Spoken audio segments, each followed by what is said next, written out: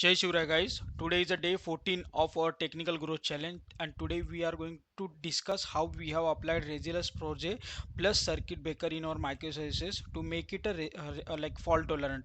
So see here our regular flow will check, will generate one token, we will use that token in the order services and in the order services internally checking whether that users are present or not, and then it will create. Now you can see get is working in the post.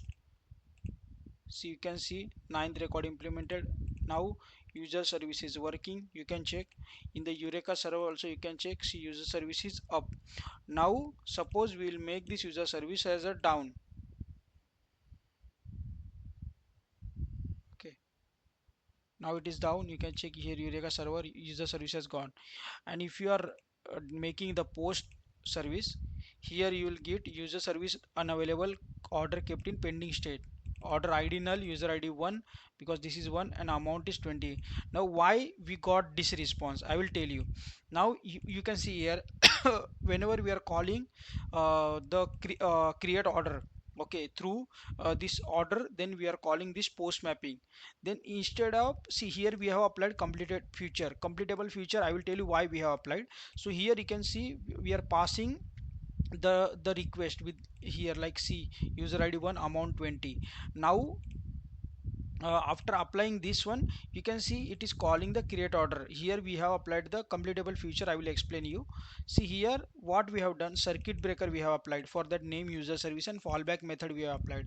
Say user service fallback, here retry attempt also we have given, and user service fallback you can check. Here we have applied only completable feature. Why? See, code is same, just we have applied this one and we have added this line. Okay, so why we are using complete feature? Because it is a asynchronous. Okay, so it will be helpful for when we are creating order where whenever we are creating order, at that time it will not block the system. So for that one we are using this one. Now you can check here we are calling user service, but user service is down.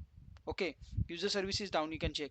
So at that time what it will do, if it is down it will call this user fallback method, and if it is up, now I will make this up. Okay, then you will get to know. Okay, so here you can check, now it is down, you will get same error. Okay, see it is down.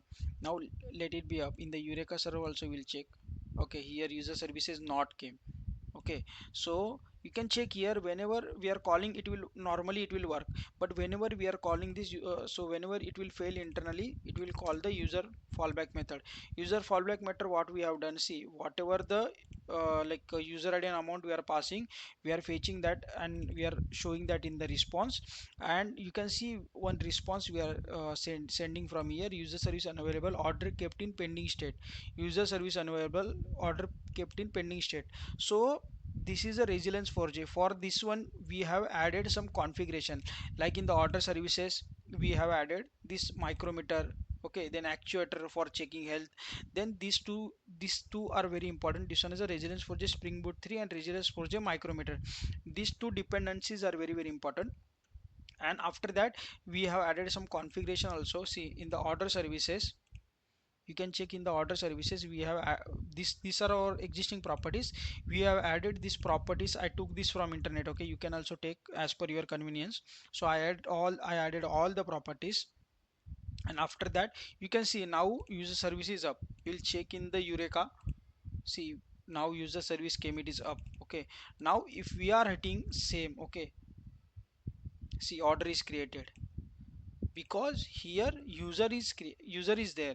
See here user service is up, means whenever the user service is down, at that time also our order service will work.